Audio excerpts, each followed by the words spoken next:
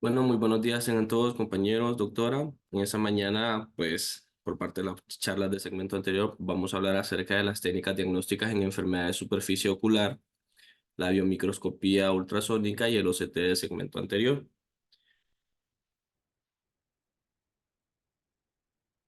Iniciando con las técnicas diagnósticas de enfermedades de superficie ocular, claramente, pues, todo parte de una anamnesis y un examen físico.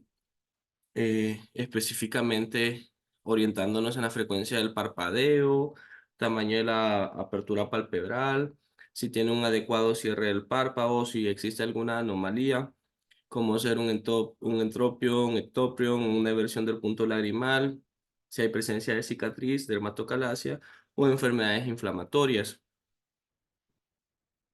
En cuanto a la evaluación en la lámpara de hendidura, pues tenemos que enfocarnos en la presencia en cuanto a los márgenes de los párpados, si hay presencia de hiperemia, telangiectasias, engrosamientos, cicatrización de procesos crónicos, queratinización, ulceración, restos de lágrimas, anomalías y secreción en cuanto a las glándulas de meibomio.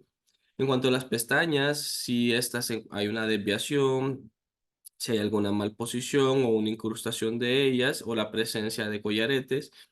En cuanto a la evaluación en conjuntiva, ver la presencia de eritema, tumefacción, queratinización de la misma o una reacción folículo papilar, la presencia de pingüéculas, pliegues conjuntivales paralelos del párpado. Y en cuanto a la evaluación en córnea con lámpara de hendidura, ver si hay presencia de infiltrados, cicatrices, tinción punteada o úlceras, si hay presencia de vascularización a nivel de la córnea, panus o un terigión. En cuanto a las pruebas diagnósticas de ojo seco, pues estas se orientan a evaluar cómo está, si está o no la presencia de una estabilidad en la película lagrimal, si hay una salud en la superficie ocular, si hay alguna alteración o no de la composición de la película lagrimal o si hay alguna alteración a nivel del flujo lagrimal. En cuanto a las evaluaciones en el ojo seco, pues se puede hacer mediante las tiras de fluoresceína, midiendo el tiempo de ruptura lagrimal o buscando una tinción de la superficie ocular. Hay que secar el exceso de lágrimas, se colocan las tiras de Schirmer y se mide la sensibilidad corneal. En cuanto a la prueba de Schirmer, esta pues es una prueba para el diagnóstico de ojo seco, tiene una especificidad y sensibilidad baja. Esta se realiza en ambos ojos al mismo tiempo, en donde se coloca una tira de papel en el interior del zanco conjuntival. La prueba se realiza aproximadamente por 5 minutos, en donde se hace la medición de la de la producción lagrimal. Esta se hace con anestesia o sin anestesia, ya que esta puede interferir al nivel de la inervación en las glándulas lagrimales y puede haber alteración en cuanto a una producción refleja de esta. El Schirmer 1 es cuando hay más de 10 milímetros de producción de lágrima en 5 minutos sin anestesia. Eso es una producción normal. El Schirmer modificado es cuando hay más de 5 milímetros de producción de lágrima en 5 minutos con anestesia. Y Schirmer 2 cuando hay más de 15 milímetros en 5 minutos con anestesia más estimulación de la mucosa nasal y más secreción refleja. En personas de jóvenes, pues podemos considerar una producción de 15 milímetros, en personas de edad avanzada 10 milímetros y una prueba alterada es cuando ya tenemos un resultado menor de 5 milímetros. En cuanto al tiempo de ruptura de la película lagrimal, esto se hace el uso de la fluoresceína con el filtro azul cobalto en la lámpara de hendidura, en donde esta se reduce en todas las formas en el ojo seco. Y este es el tiempo transcurrido entre el último parpadeo y la aparición del primer corte, como podemos ver en la imagen a la derecha. El tiempo normal, pues, es un tiempo mayor de 10 segundos. En cuanto a otra de las técnicas, también es la tinción a nivel de la córnea con la fluoresceína sódica, en donde hay un aumento de la permeabilidad epitelial, el cual tiñe el epitelio corneal cuando hay una alteración a nivel de la capa de mucina. En cuanto a la interferometría, este es el estudio encargado de evaluar cómo está el espesor de la capa lipídica de la película lagrimal. Los grosores de las roturas precorneales normales varían según el estudio de 2,7 a 11. En cuanto a la meniscometría, este evalúa la cantidad de lágrima que permanece en el ojo en reserva. Tiene una duración de 5 minutos. Esta se realiza a través de evaluación de la lámpara de hendidura. El paciente ve un punto fijo. El médico se ubica en el borde del párpado para tomar la medida. En cuanto a la osmolaridad, Eh, esta es la medida de la presión osmótica ejercida por una solución a través de la membrana semipermeable, por ejemplo, las paredes celulares del epitelio corneal. La osmolaridad normal es una concentración de solutos aproximadamente entre 300 a 310 miliosmoles por litro, eso es una isosmolaridad. Cuando tenemos una osmolaridad mayor de 340, pues ya estamos frente a un ojo seco. Aquí pues está el método en donde el microchip se utiliza para recoger aproximadamente unos 50 nanolitros de lágrima y este realiza el análisis de la osmolaridad. Este se acopla al medidor luego y se utiliza para recoger la lágrima en las zonas laterales del ojo. De esta forma el paciente no sufre ninguna molestia, evitamos el reflejo de que el paciente cierre el ojo. Y esto facilita también a la comodidad del procedimiento. Luego se coloca el lápiz con el microchip en el lector y segundos después se obtiene el resultado de la osmolaridad en la pantalla. Otro de los métodos pues es el raspado de la superficie ocular, ya sea a través de un hisopado, un estudio citológico, que revela células o microorganismos bajo microscopía óptica para llegar a un diagnóstico de un proceso. Hablando ahora acerca de la biomicroscopía ultrasónica, la VM, en cuanto a generalidades, este empezó a utilizarse a partir del año 1990. Esta es una tecnología de ultrasonido de alta frecuencia que permite obtener imágenes de detalles estructurales del segmento ocular anterior con una resolución casi microscópica. Este proporciona imágenes bidimensionales en escala de grises bien detalladas. Podemos evaluar lo que es la conjuntiva epibulbar, córnea esclerótica anterior, cámaras acuosas, las estructuras del ángulo de la cámara anterior. Podemos ver bien lo que es los componentes uveales, ectodérmico del cuerpo ciliar, la capa anterior del cristalino, la zónula y el vítreo anterior. La diferencia entre VM y el ultrasonido convencional, pues el VM, la frecuencia del transductor es de aproximadamente 50 MHz en comparación al del ultrasonido convencional, que va en un rango de 7,5 a 10 MHz. Y en cuanto al VM, tiene una resolución aproximadamente de 50 micromicras axiales aproximadas. Estas tienen una mayor frecuencia y una mayor resolución de imagen. ¿Cuáles son las limitaciones de la VM? Pues esta no puede obtener imágenes tan profundas del ojo como el B-scan convencional porque la resolución de la imagen mejorada se produce a expensas de una profundidad de penetración reducida de las ultrasónico, que este está limitado aproximadamente a unos 5 milímetros para el instrumento del VM de 50 MHz. En cuanto al biomicroscopio ultrasónico de Humphrey, modelo 840, esta computadora con una unidad de disquete y un disco duro tiene un monitor de video, un dispositivo de entrada y ya es un lápiz óptico para el ingreso alfanumérico, dispositivo de control de trackball y una perilla y tres botones y un pedal de doble función, un brazo articulado contrapesado, la sonda de escaneo adjunta al brazo y una impresora con gabinete portátil que sostiene el equipo.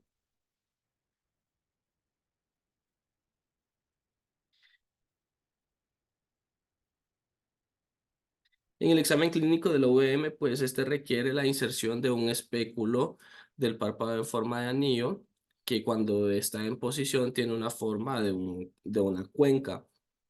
Para realizar el examen, este recipiente se debe de llenar con un líquido viscoso, un medio. Este se ingresa la información principalmente del paciente en la computadora con el lápiz óptico. Se le pide al paciente que se acueste en decúbito supino sobre una mesa de exploración y se administra gotas de anestesia tópicas en ambos ojos. Se inserta el espéculo del párpado y se llena con un líquido viscoso y la sonda se coloca en su posición y se orienta sobre el ojo. Luego se sumerge la punta de la sonda en el líquido, teniendo cuidado con evitar un traumatismo corneal.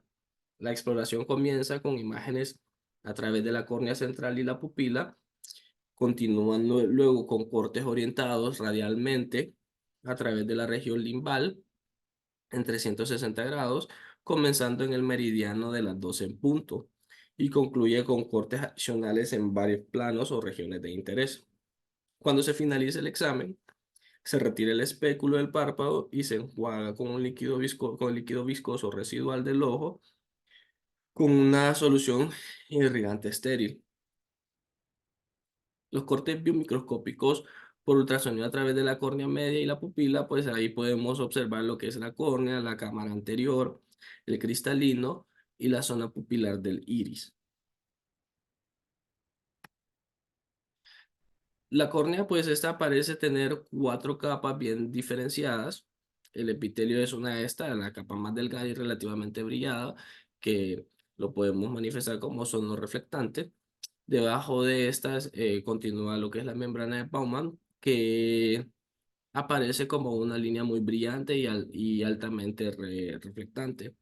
El estroma es la capa más gruesa y muestra una reactividad de baja amplitud relativamente homogénea. No se puede diferenciar entre el endotelio y la membrana de Descemet. Juntos forman una única línea altamente reflectante en la superficie corneal posterior. El líquido acuoso de la cámara anterior normal parece completamente sonulescente.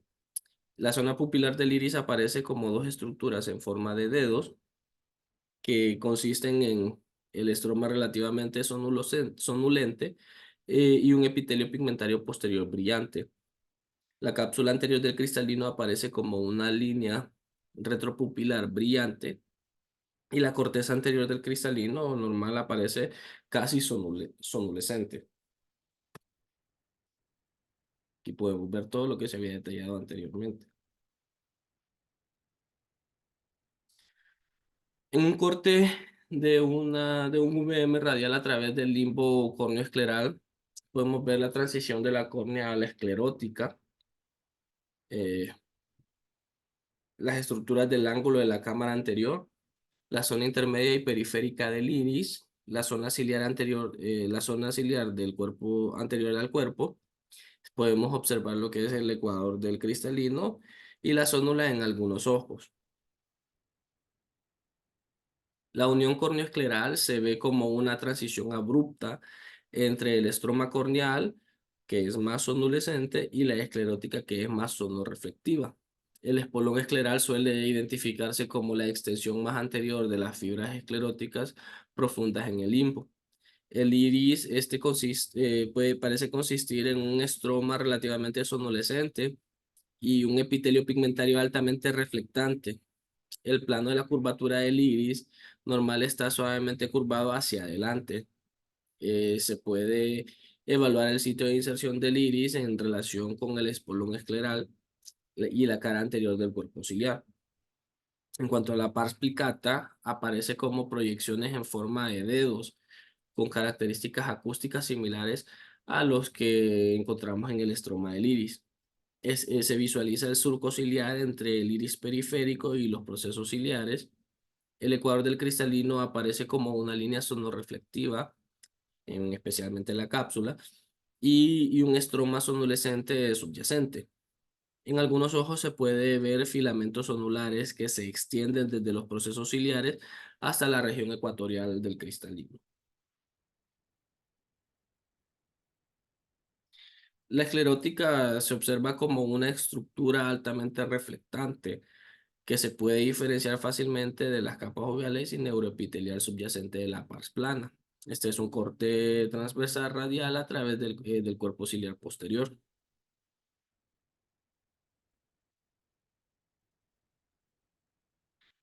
En cuanto a cortes transversales en los VM a través de la pars plicata, este es un corte adicional, evalúa características específicas, el plano de exploración concéntrico al limbo córneo-escleral, que este es perpendicularmente a los cortes radiales realizados previamente. Los procesos ciliares, como podemos ver en la imagen, como una serie de proyecciones en forma de dedos,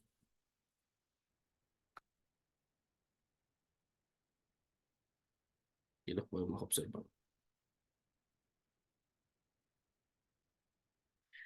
Características especiales.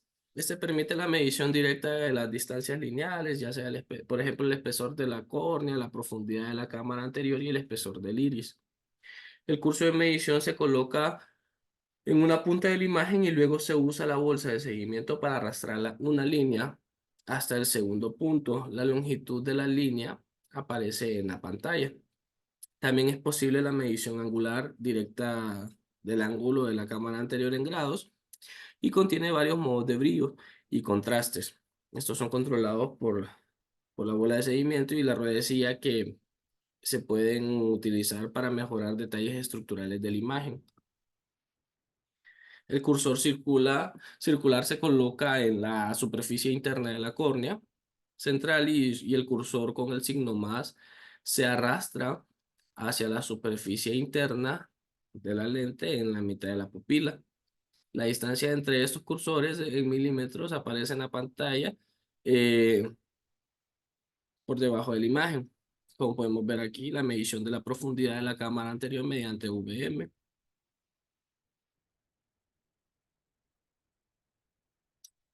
El cursor circular se coloca en la superficie interna de la córnea y el cursor con el signo más, este se arrastra hacia la inserción del iris y luego hacia la superficie del iris. Aquí podemos constatar lo que es la distancia angular en grados. Esta aparece por debajo de la imagen y este es un corte de una medición angular del ángulo de la cámara anterior. ¿Cuáles son los usos clínicos de la VM? Estos se pueden utilizar para obtener imágenes de diversas anomalías estructurales y lesiones del segmento anterior. Este se ha utilizado ampliamente en diversos trastornos y lesiones de la córnea, iris y el cristalino y el cuerpo ciliar. También lo podemos utilizar en glaucoma, en trastornos de la córnea y el segmento anterior, cataratas y lentes intraoculares. También se puede utilizar en uveitis, trauma y es una herramienta muy funcional en cuanto a la oncología ocular. En cuanto al uso de la VM en glaucoma, este puede determinar el mecanismo de la presión intraocular elevada, eh, ya sea un ángulo cerrado versus un ángulo abierto, al mostrar las relaciones entre el iris periférico y la red trabecular. Se ha establecido una fuerte correlación entre las estimaciones gonioscópicas y la VM de la configuración de ángulo. Es posible obtener imágenes de las estructuras del segmento anterior, incluso en ojos con edema corneal profundo, que impide la evaluación gonioscópica del ángulo. Este se puede utilizar para medir el ángulo de la cámara anterior en grados, evaluar la configuración del iris periférico y evaluar lo que es la red trabecular. La configuración del ángulo se puede graduar y comparar con los hallazgos gonioscópicos. En imagen A podemos ver un amplio ángulo abierto con un iris plano y en la imagen B pues un ángulo moderadamente amplio con un iris arqueado anteriormente. En ciertos pacientes con glaucoma de ángulo abierto, la VM puede proporcionarnos información que puede tener cierto valor diagnóstico, como un ejemplo, el síndrome de dispersión pigmentaria. Eh, Podemos ver lo que es la presencia de arcamientos posteriores del iris periférico. El síndrome del iris meseta por VM, Se origina en la superficie del iris anterior, anterior a los procesos ciliares, por detrás del iris periférico, en donde hay un estrechamiento en forma de hendidura del ángulo periférico y una transición abrupta del iris periférico empinado hacia la zona media del iris plano. Las sinequias anteriores periféricas en la VM puede revelar el grado de adhesión iridocorneal, incluso si la córnea está turbia u opaca.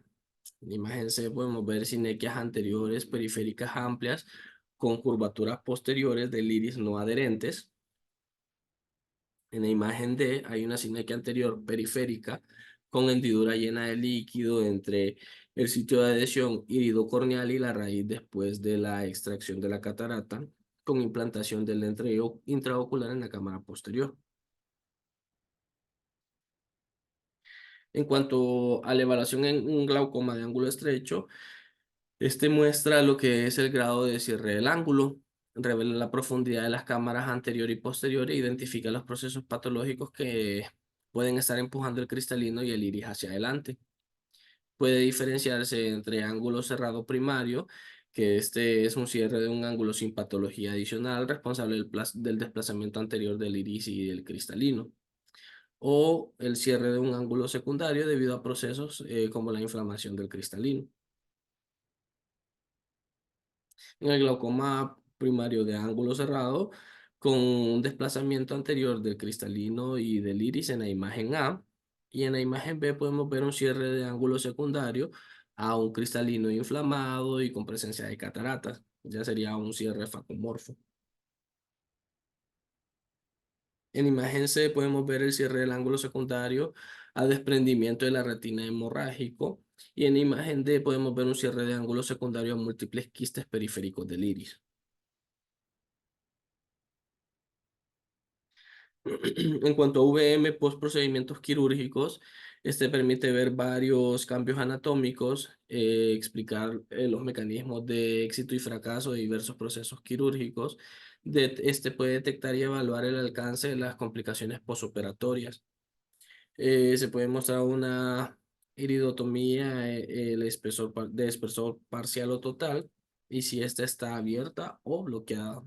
Aquí en imagen A podemos ver una iridectomía periférica incompleta creada con láser, y en la imagen B una iridectomía periférica de espesor total creado mediante láser. En cuanto a la VM en la trabeculectomía, esta puede mostrar si la abertura escleral está permeable o bloqueada internamente, si la ampolla filtrante es plana, poco profunda o totalmente profunda.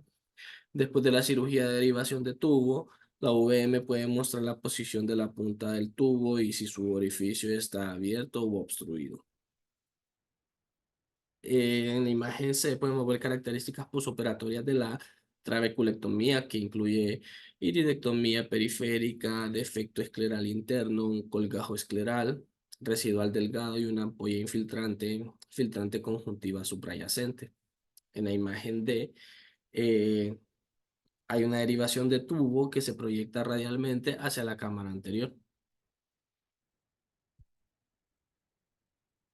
En cuanto al derrame ciliocoroideo, en la VM se muestra que el cuerpo ciliar está edematoso y separado de la esclerótica por una colección somnolescente de líquido supraciliar. Esto estos espacios aparecen en el posoperatorio en forma de hendidura llenos de líquidos serosos por detrás del espolón escleral. En cuanto a la ciclodiálisis, la VM muestra una separación bien definida entre el tejido uveal y la esclerótica en la región del espolón escleral. Aquí podemos ver que aparece como una separación completa del iris y del cuerpo ciliar de la esclerótica en la región del espolón escleral. En cuanto a trastornos de la córnea y del segmento anterior, la VM, eh, en ojos con una córnea turbia, u opaca. Esta se puede utilizar para evaluar la córnea y definir la naturaleza de las anomalías subyacentes, ya sea en el ángulo, en el iris, en el cuerpo ciliar, el cristalino o en el vitro anterior, como por ejemplo en malformaciones congénitas graves como la anomalía de Peter, que aquí en la imagen podemos ver una excavación corneal central posterior leve, hay ausencia de la membrana de Desmond y de endotelio corneal. Hay presencia de adherencias iridocorneales a los márgenes del defecto corneal, hiperreflectividad difusa del estroma corneal. En cuanto a las anomalías corneales evidentes, podemos evaluar en edema corneal, en presencia de una queratopatía ampollosa, una queratopatía en banda o una cicatriz corneal posinflamatoria. En cuanto a la VM, un edema corneal, este aparece como un engrosamiento de la capa superficial de la córnea. El estroma corneal es más delgado, el estroma corneal es mucho más delgado y anormalmente es brillante. En la queratopatía ampollosa, esta aparece como una separación localizada del epitelio corneal de la membrana de Bowman, la cual está llena de un líquido ceroso claro.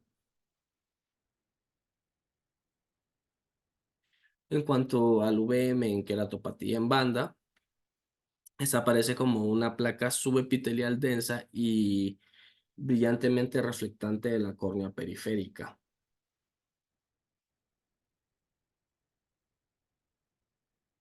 En cuanto a la cicatrización corneal posinflamatoria después de una queratitis, el espesor corneal no es uniforme y la reflectividad del estroma corneal es claramente anormal.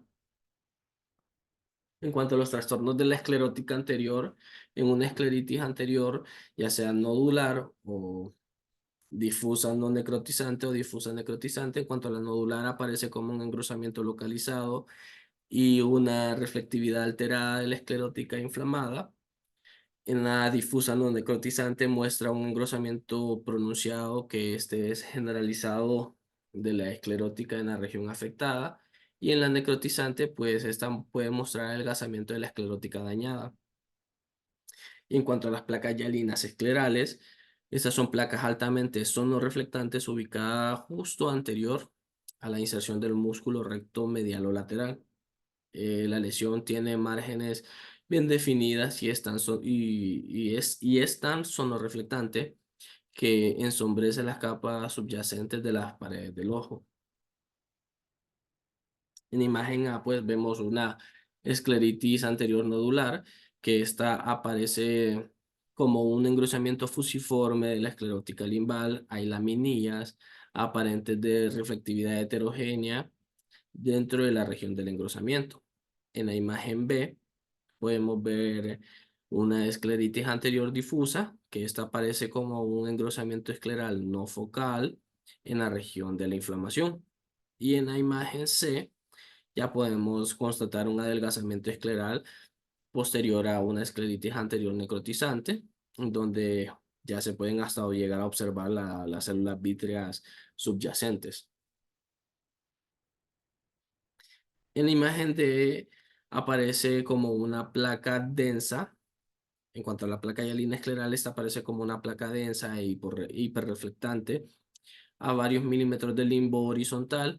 La lesión densa está, es tan potente que llega a ensombrecer los tejidos más profundos, como lo podemos ver aquí en la imagen. En cuanto a la evaluación de cataratas y lentes intraocular, se desconoce claramente el papel de la UVM en la evaluación preoperatoria de ojos con catarata. Después de la operación, esta puede mostrar el tamaño de la ubicación del lente intraocular y la posición de los aptos, de la posición ápticas.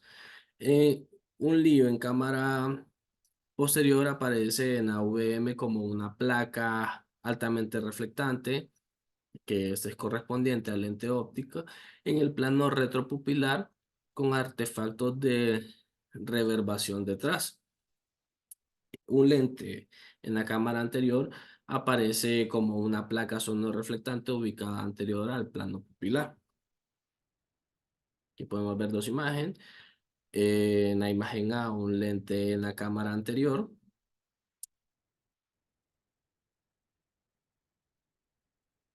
Perdón, en la imagen está al revés. En la imagen B podemos ver un lente en la cámara anterior y en la imagen A un lente en la cámara anterior en donde podemos ver los ápticos en las bolsas capsular, surco ciliar o en alguna otra ubicación anatómica. Aquí en imagen A se puede ver los ápticos en bolsa capsular y en imagen B se pueden ver los ápticos en el surco iridociliar.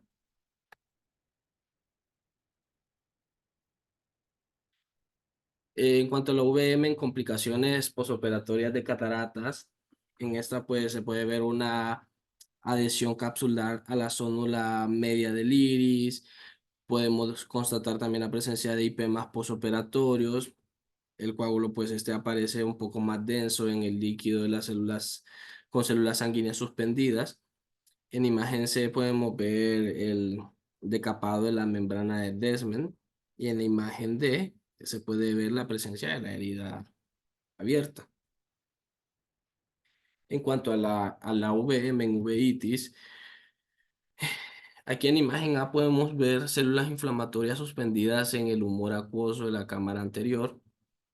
En la B se puede constatar los precipitados queráticos que aparecen como pequeñas protuberancias sonoreflectantes en el endotelio corneal periférico.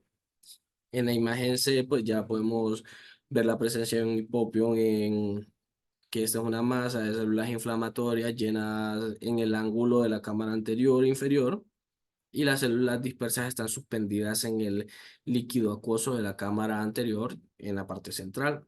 Y en la imagen D vemos una masa inflamatoria en la zona pupilar del iris. En cuanto a trauma, este se puede utilizar para evaluar anomalías del ángulo del iris asociados con IPEMA, recesión del ángulo o una ciclodiálisis y presencia y extensiones de coágulos sanguíneos.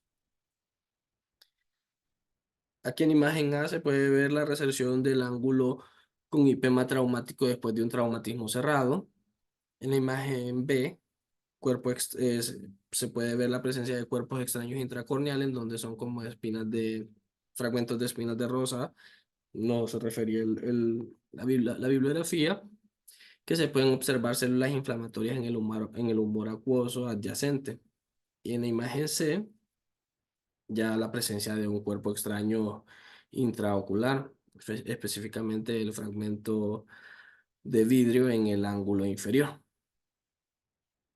En cuanto a la oncología ocular, esta técnica se puede utilizar para determinar el carácter interno de una lesión, ya sea sólida o quística, para determinar si la lesión involucra el cuerpo ciliar anterior o está restringida al iris, y para medir la extensión total de la lesión. Los quistes y los tumores relativamente pequeños del segmento anterior pueden visualizarse en su completa totalidad y esta no puede visualizar completamente las lesiones más grandes debido a su profundidad de penetración limitada y su ancho de campo relativamente estrecho.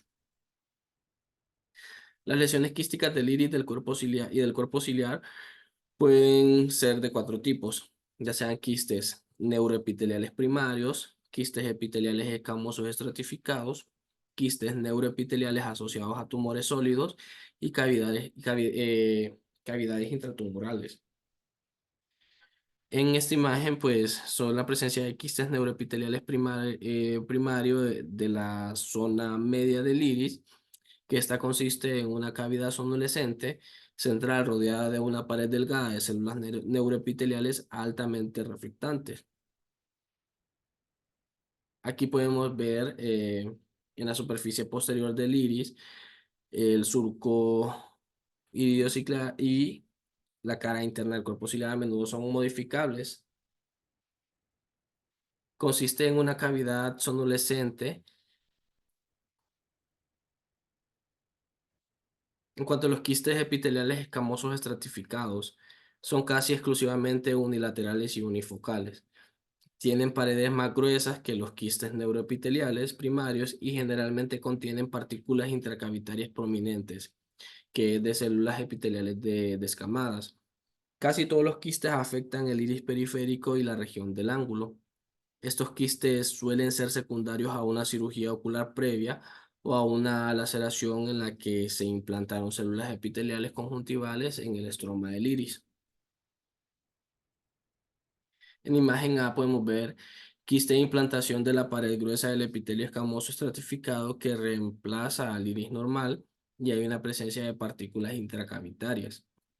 En la B son quistes de inclusión epitelial escamoso estratificado bilobulado del iris con partículas intracavitarias prominentes.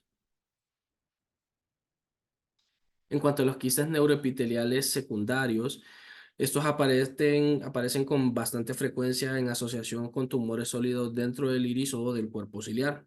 En la VM se parecen a quistes neuroepiteliales primarios. En imagen A son quistes neuroepiteliales únicos asociados a melanoma del iris. Y en la B podemos ver múltiples quistes neuroepiteliales asociados a melanoma iridociliar.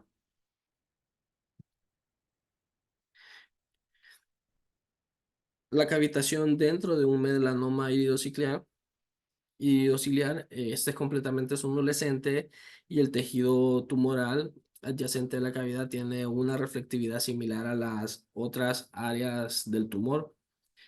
La falta de pulsación durante el examen del VM de tales lesiones y del diámetro de la cavidad permiten al médico diferenciar entre la cavitación de un vaso sanguíneo grande. En cuanto a los tumores iridociliares sólidos, eh, tienen una reflectividad interna variable según el tipo de tumor. La mayoría de las lesiones sólidas que ocurren en el iris son nevos.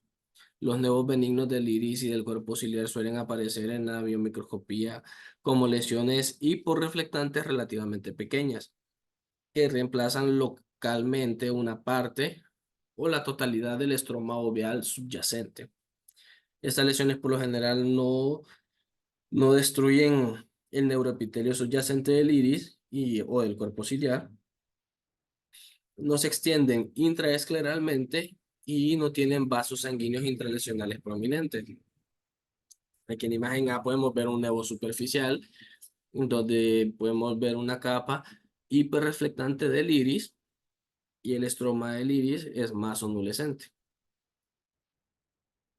En cuanto a melanomas malignos del iris y del cuerpo ciliar, estos son, gracias a Dios, menos frecuentes, suelen ser más grandes que los tumores benignos, son una alteración focal o extensa de las capas neuroepiteliales adyacentes que hayan invadido la esclerótica y que estén asociados con vasos sanguíneos intralesionales prominentemente. En la imagen A, pues hay un melanoma iridociliar que reemplaza el iris periférico y el cuerpo ciliar, y esto llena el ángulo de la cámara anterior. Hay una masa ligeramente sonolúcida que en comparación con el estroma del iris.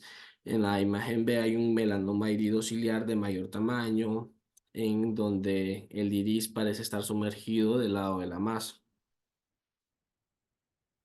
En cuanto a las masas epivulvares sólidas, podemos evaluar lo que son los dermoides limbales, carcinomas de las células escamosas de la conjuntiva, quistes conjuntivales y extensiones epiesclerales de neoplasias del cuerpo ciliar. En cuanto a los dermoides limbares, esta es una masa intensamente sonoreflectante que involucra y reemplaza el estroma corneal y escleral en el limbo. Claramente, lo único que le podemos ofrecer a este paciente es una opción quirúrgica si hay una molestia. El carcinoma de células escamosas de la conjuntiva, esta es una neoplasia epivulvar adquirida. En la VM aparece como una masa epivulvar irregular y anormalmente sonoreflectiva adyacente a la conjuntiva normal. Este puede invadir o no la esclera. En esta imagen pues no hay una presencia de una invasión intraocular y la masa aparece como un engrosamiento fusiforme de la conjuntiva limbal. Ya aquí podemos ver lo que es una invasión escleral. La esclerótica invadida aparece anormalmente sonolúcida y de espesor no uniforme. ¿Cuáles son las contraindicaciones de la VM? Laceraciones o perforaciones recientes confirmadas o sospechadas del globo ocular o una cirugía intraocular reciente ya dentro de los 2 a 3 días posoperatorios. La técnica del baño de María requerida por la VM podría facilitar la infección intraocular en estos procesos, ¿verdad? Que es preferible evitarlo. En cuanto a las conclusiones de la VM, este es capaz de obtener imágenes del segmento ocular anterior de formas imposibles que con cualquier otra tecnología disponible podríamos obtener. Debe considerarse para la mayoría de los ojos con un segmento anterior mal formado, una córnea opaca, glaucoma complicado o uno o más quistes o tumores sospechosos del segmento anterior. Ese debe de considerarse en ojos con disminución o aplanamiento espontáneo o posoperatorio de la cámara anterior y en ojos con una hipotonía posoperatoria o postraumáticas persistentes. Los oftalmólogos deben de saber que esta tecnología diagnóstica está disponible y debe ser consciente de la información que puede proporcionar en pacientes con trastornos del segmento anterior. En cuanto a la tomografía de coherencia óptica del segmento anterior, un poco de historia, esta fue presentada por primera vez en 1991. eh, Puesto a la comunidad al servicio por 10 años después como un equipo de diagnóstico en patologías del segmento posterior como retina, mácula y nervio óptico específicamente. 3 años después es usado para diagnosticar y evaluar patologías y condiciones de normalidad del segmento anterior, ya sea de la película lagrimal, la córnea, cámara anterior y el ángulo camerular. Su funcionamiento se basa en la interferometría de baja coherencia y la emisión de ondas electromagnéticas. Esta tecnología utiliza una luz infrarroja láser con una longitud de onda de 800 a 830 nanómetros para retina, lo cual es invisible para el ojo humano. Este mide las ondas de luz reflejadas en los tejidos del globo ocular en tiempo real. Este dará como resultado un índice llamado ASCAN que consiste en una imagen axial del tejido a examinar. Un ASCAN es equivalente a 2 milímetros y que este es igual a 2000 micras de profundidad que abarca entre 500 a 1024 puntos de evaluación con una sensibilidad de 100 dB. El registro repetido de múltiples scan y su alineación apropiada permiten construir una imagen bidimensional. Por eso es su nombre, la tomografía de coherencia óptica. Cada medida o corte transversal muestra el comportamiento de una porción de tejido frente a un haz de luz y esta se expresa en función de la reflectividad presente. Si esta es alta, implica un bloqueo parcial o total del paso de la luz, mientras que si esta es baja, expresa poca o nula resistencia de los tejidos al paso de la luz. Las imágenes resultantes vienen expresadas en una escala de colores. Blanco-rojo señala una alta reflectividad, que esto es un bloqueo de la transmisión de la luz al atravesarlos. Azul-negro corresponde a una baja reflectividad, que este permite que se atraviese la de luz. Verde-amarillo corresponde a una reflectividad intermedia. En cuanto a los rayos luminosos y reflectividad del OCT, eh, el el haz de luz que emite la lámpara alcanza una longitud de onda cercana de 1310 nanomicras para el segmento anterior y se divide en dos componentes. Uno que penetra el ojo y es reflejado y el otro que es emitido de referencia. Tiene un trayecto retrasado y es modulado por un scan que estos rayos son recombinados y la OCT los modula para obtener una precisa y profundidad de información. Rojo blanco, ya sea los cálidos, son colores cálidos que nos dicen la hiperreflectividad de los tejidos que bloquean la transmisión de la luz al atravesarlos y estos producen una gran reflexión de las mismas, ya sea las zonas fibrosadas, cicatrices, depósitos lipoideos o de calcio. Los tejidos con baja reflectividad, que son negro o azul, permiten que este haz de luz infrarroja lo atraviese fácilmente con una poca reflectividad. Aquí a la izquierda podemos ver un esquema de baja reflectividad del segmento anterior del ojo y a la derecha un esquema de alta reflectividad. ¿Cuáles son las características? Este ofrece una imagen estática rápida y de alta resolución. No necesita el contacto con el globo ocular. Este nos aporta información cuantitativa y cualitativa de la córnea, cámara anterior, el ángulo, el iris y el cristalino. Ofrece diferentes secciones del globo ocular y tiende a detectar más ángulos anteriores cerrados, en especial en los cuadrantes superior e inferior.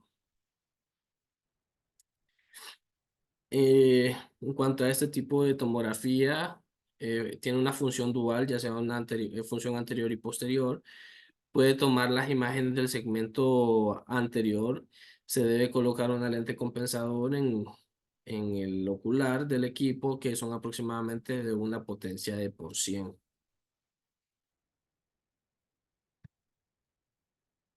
En cuanto al tomógrafo Visante, este es un aparato independiente. En este caso, el explorador visualiza el ojo del paciente a través de una cámara de video. Tiene una velocidad de adquisición de imágenes 10 veces más rápida. Es capaz de escanear de 4 a 16 meridianos simultáneamente, siendo una resolución del primer sistema de 60 micromicras en el eje transversal y 18 en el eje axial. En el Slim Lamp, este utiliza un estrecho rayo de luz de baja intensidad emitido por la lámpara de hendidura para determinar la zona de escáner, y este debe ser proporcionado de forma manual por el explorador. Tiene una resolución de 75 y 25 y escanea un meridiano en cada examen. Ambos OCT de segmento anterior sirven para medir grosor corneal, profundidad de la cámara anterior, apertura del ángulo irido-corneal y la distancia de ángulo a ángulo. En cuanto al OCT de polo posterior, para evaluar el segmento anterior, tenemos el Cyrus HD, el RT-View, el Spectral y el OCT de dominio temporal Extractus.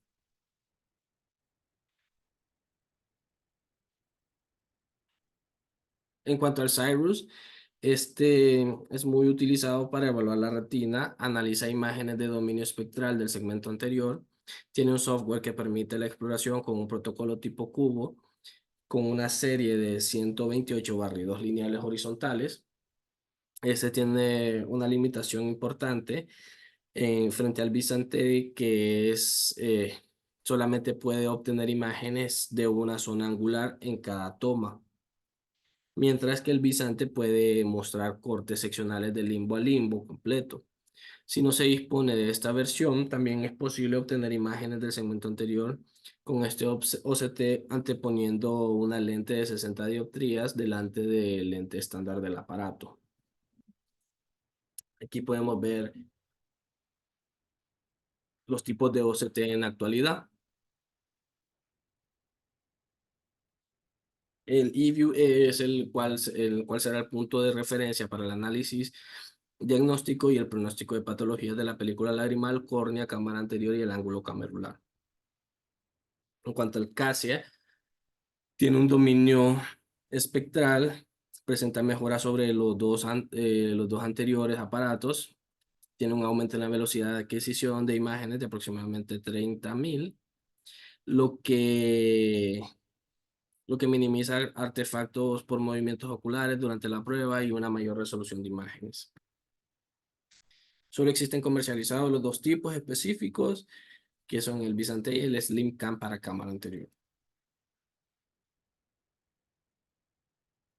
Estas son las características de los principales equipos que valoran la cámara anterior y el ángulo camerular.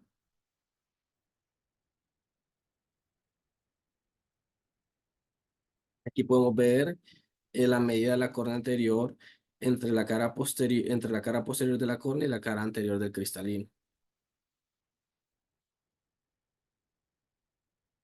Aquí en cuanto al índice TMH, esta es una línea recta reportada en micras, que va desde el punto de la unión entre el menisco lagrimal y el párpado inferior hasta el punto de unión entre el menisco y la córnea. Su valor se da a partir de los 290 micras de distancia y si este es de 250 o menos se considera una alteración de la lágrima o ojo seco. Estos son los parámetros medibles del OCT del segmento anterior. En cuanto al OCT de segmento anterior en glaucoma, este es útil para valorar el efecto beneficioso de la cirugía de cataratas en pacientes con glaucoma crónico de ángulo cerrado. Este nos permite una rápida valoración de grado de oclusión angular y de la morfología del iris, pudiendo obtener imágenes rápidamente de cualquier meridiano. La evaluación del ángulo de la cámara anterior depende claramente de la localización del espolón escleral, que anatómicamente nos representa la unión entre la pared interna de la malla trabecular y la esclera, que ésta se observa como una protrusión de la esclera hacia la cámara anterior. El método para determinar el espolón escleral consiste en trazar una línea imaginaria del endotelio corneal y otra en el espacio supraciliar. El punto de inserción de ambas corresponde a la localización del espolón escleral. Gracias a esta localización es posible situar la malla trabecular, que suele localizarse entre 250 a 500 micromicras. En cuanto a conclusiones de la OCT, este ayuda a valorar como cribado de riesgo el cierre angular mediante eh, ACD, LV y el resto de los parámetros comentados. Determina la evolución del ángulo de la cámara anterior a lo largo del tiempo para valorar la utilidad de una cirugía de catarata en pacientes con glaucoma de ángulo cerrado. Ayuda también a entender mejor nuestros procedimientos quirúrgicos y ocasiones del porqué de su fracaso y ayuda a entender las alteraciones de la cámara anterior, sobre todo en casos de mala transparencia corneal. Las diferencias de estos dos estudios: la VM es una técnica en vivo, tiene una resolución de 20 a 60 micromicras, tiene una profundidad de penetrancia de aproximadamente 4 milímetros, permite la visualización de estructuras anteriores del globo ocular y también imágenes posteriores del iris. Esta necesita un contacto con el globo ocular mediante una cámara de agua y tiene una mayor profundidad exploratoria y tiene una visualización dinámica, a diferencia del OCT, que es un examen sencillo, inmediato y no necesita contacto con el globo ocular y claramente tiene una mejor resolución. Este es un cuadro de las diferencias, de las ventajas y desventajas. Esta es la bibliografía. ¿Alguna pregunta?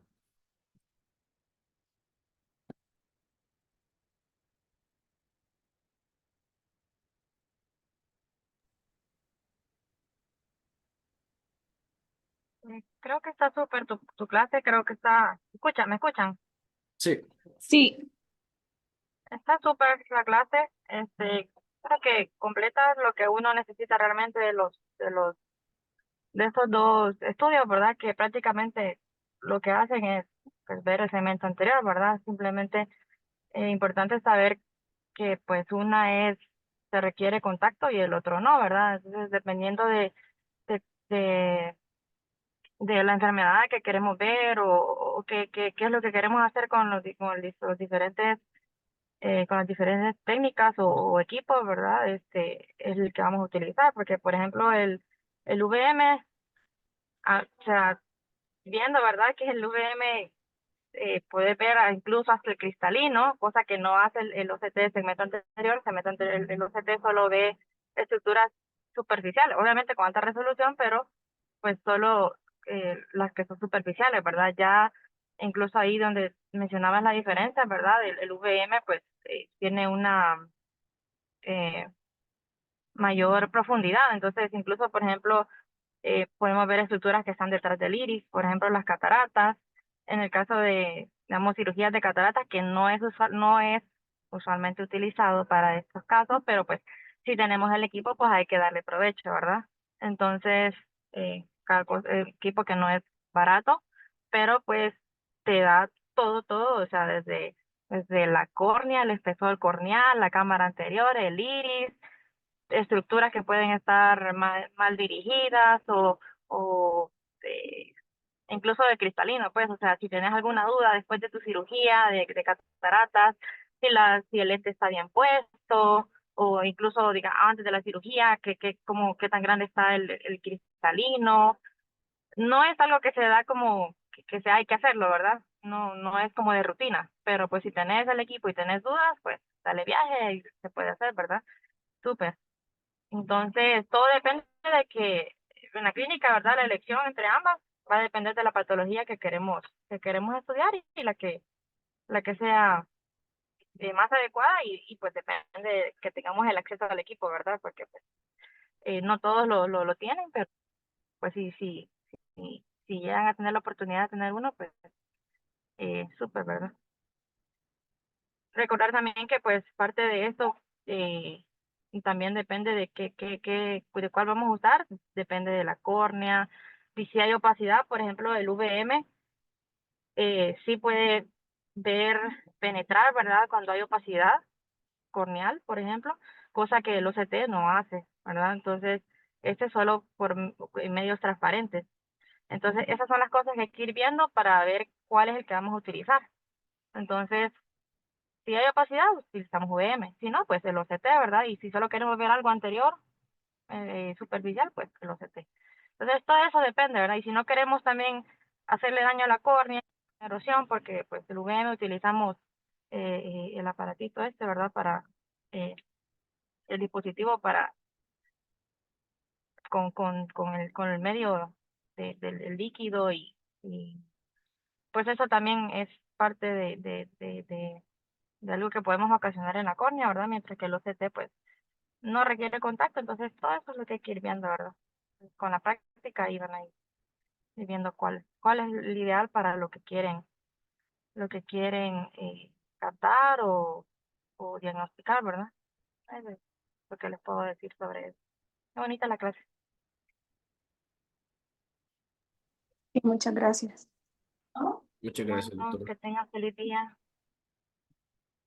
Gracias. Feliz día. Bueno.